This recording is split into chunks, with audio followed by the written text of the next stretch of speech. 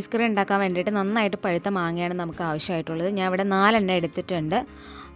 ഐസ്ക്രീമിൽ മാങ്ങയുടെ ഫ്ലേവർ കൂടുതലായിട്ട് നിങ്ങൾക്ക് വേണമെന്നുണ്ടെങ്കിൽ നിങ്ങൾക്ക് കൂടുതൽ മാങ്ങ എടുക്കാവുന്നതാണ്. അപ്പോൾ അത് ഓപ്ഷണലാണ് എത്ര വേണമെന്നുള്ളത്. ഇനി നമുക്കതൊരു മിക്സിയുടെ ജാറിലേക്ക് ചേർത്ത് കൊടുക്കാം. ഇത് നന്നായിട്ട് നമുക്ക് പേസ്റ്റാക്കി എടുക്കണം. ഇനി ഇതിലേക്ക് ഞാൻ പഞ്ചസാര 2 ടേബിൾ സ്പൂൺ പഞ്ചസാര ഞാൻ ഇതിലേക്ക് ചേർക്കുന്നുണ്ട്. ഇതിൽ വെള്ളം ചേർക്കുന്നില്ല, വെള്ളം ചേർക്കാതെയാണ് അരച്ചെടുക്കുന്നത്. പിന്നെ നിങ്ങൾ കണ്ടൻസ് മിൽക്ക് ചേർക്കുന്നില്ലെങ്കിൽ ഇതിൻ്റെ ഒപ്പം തന്നെ ഒരു 3 ടേബിൾ സ്പൂൺ പഞ്ചസാര കൂടി ചേർത്ത് കൊടുക്കുക കേട്ടോ. ഞാൻ കണ്ടൻസ് മിൽക്ക് ചേർക്കുന്നത് കൊണ്ടാണ് 2 ടേബിൽ സ്പൂൺ പഞ്ചസാര ചേർക്കുന്നത്. ഇനി ഐസ്ക്രീം ഉണ്ടാക്കാൻ വേണ്ടിയിട്ട് ഒരു വലിയ ബൗൾ നമുക്ക് എടുക്കാം. അതിലേക്ക് 1/2 കപ്പ് വിപ്പിംഗ് ക്രീം ചേർത്ത് കൊടുക്കാം. 125 ml ആണ് ഞാൻ എടുത്തേക്കുന്നത്.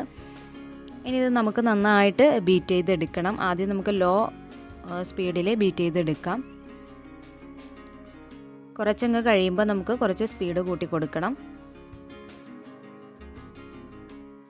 അപ്പോൾ ഏകദേശം നമ്മുടെ ക്രീം ഇവിടെ റെഡി ആയിക്കൊണ്ടിരിക്കുന്നുണ്ട്.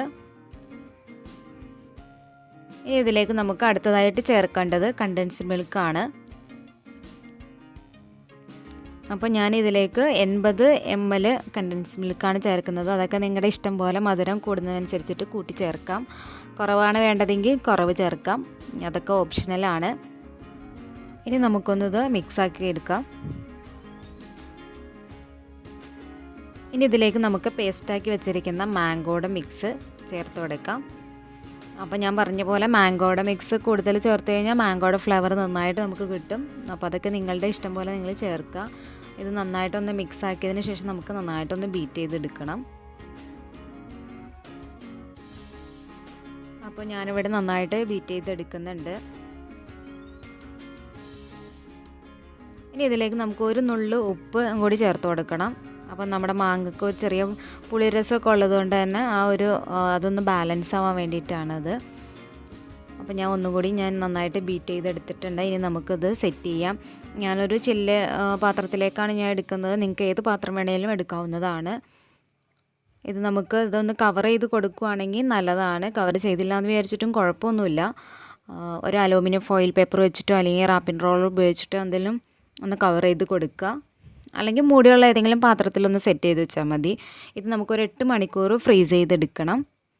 അപ്പോൾ ഞാൻ 8 മണിക്കൂറിന് ശേഷം നമ്മുടെ മാംഗോ ഐസ്ക്രീം ഇവിടെ റെഡി ആയിട്ട് കിട്ടിയിട്ടുണ്ട്.